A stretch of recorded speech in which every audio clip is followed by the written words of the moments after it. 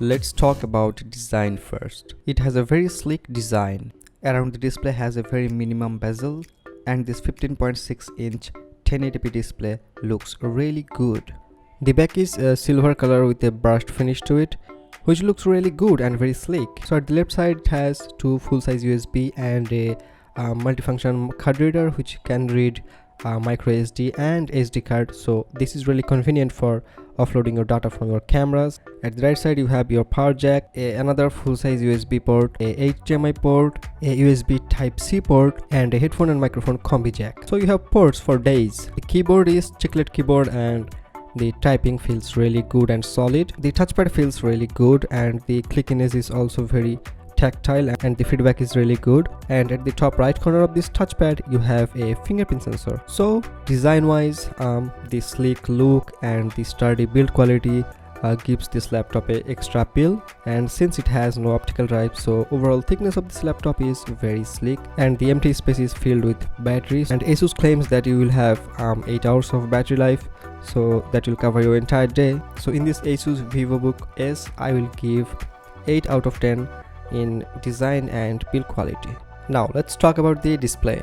It has a 15.6-inch LED backlit display. The resolution is 1920 by 1080 and the display is 60 Hz. The display has 178-degree viewing angle and the overall display quality is very good. Asus is saying it has anti-glare panel. The reflection will be now a less of a problem. Now let's talk about the color and the contrast. So being a LED backlit display, the contrast is very good. I'm seeing the blacks are very deeper black and also the whites are very clean white, and overall color of this display is very good. It's not like oversaturated and it's not like muted. I think those days are gone when we had a very bluish tint on the display, which looks ridiculous and makes photo editing or video editing work very hard. The speaker quality of this laptop is good.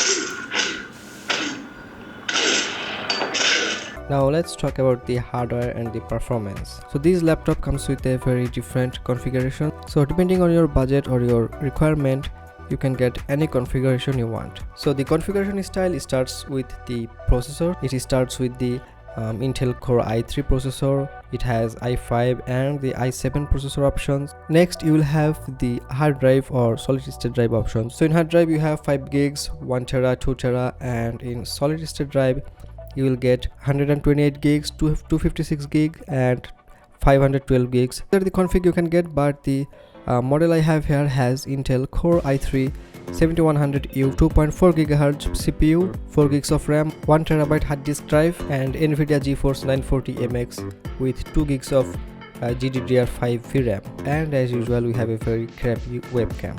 100 display opening is barely possible, but the bottom portion lifts up a little bit, so that's a problem.